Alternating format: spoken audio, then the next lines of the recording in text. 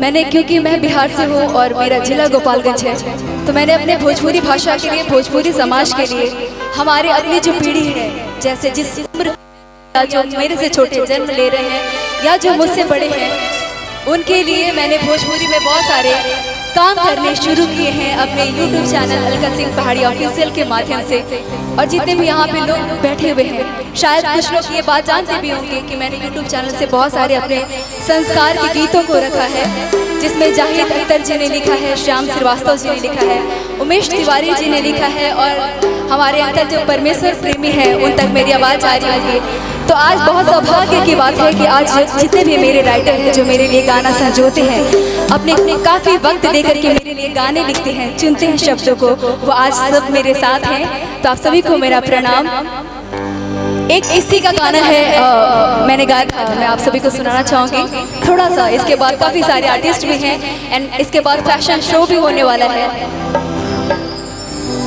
इठला के बल खा के चुनरी सर से हाय सरक जाला, पिया मिलन के आस में कंगना घर से कबो खनक जाला, होठ चिलाने माथे पे बिंदिया हिया में आज जगा देला, कैले बा सिंगार यौवनवा एना हाल बतावेला, कि पायल छनके बतावा कहिया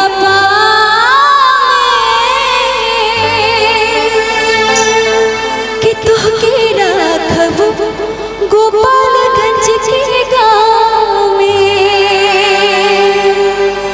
पतझड़ होए बहे पुरवैया कोयलिया की बोली, पतझड़ होए बहे पुरवैया कोयलिया की बोली, पियर फूल फुलाए सरसों खिले आँख में चूड़ी, हमके ले जा हो हमके ले जा पिया अपना गाँव में। जितने भी कैमरे मैन वाले भैया, आप सभी को मेरा प्रणाम and thank you for coming. आप सभी के लिए ये गाना मैं गा रही हूँ। लाइन तो कुछ और था, लेकिन मैं चाहती हूँ आप सभी के लिए मैं कुछ गाना। पतझड़ होए बहे पुरवैया कोयलिया की बोली, पियर फूल फुलाए सरसों खिले आँख में चोली, हमके ले जा पिरिया के नाम में, तोहके राखब अजरवा के छाँव में, हमके ले जा पिरिया के नाम में, तोहके राखब अजरवा के छाँव में।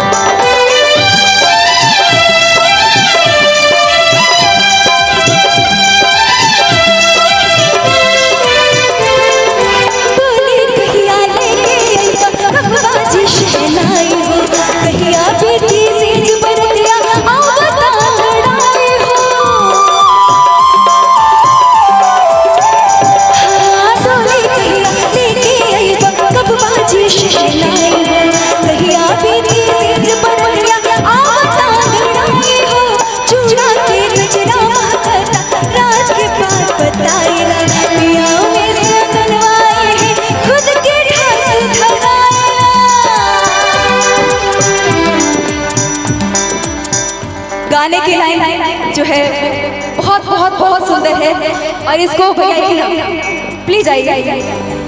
देखिए आज हमें कार्यक्रम नहीं, यहाँ पे कार्यक्रम तो करना नहीं है। ये है उमेश तिवारी भैया, सभी लोग इनको एक ताली बजा के आशीर्वाद देंगे। और इन्होंने ये गाना लिखा है क्या, डोली कहिया लेके आइबा। मेरी तो डोली आ भी चुकी है और मैं सुहागन भी हूँ, लेकिन ये गाने का भाव उसके लिए है जिसकी शादी नहीं हुई है कि डोली कहिया लेके आइबा, कब बाजी शहनाई हो कि कहिया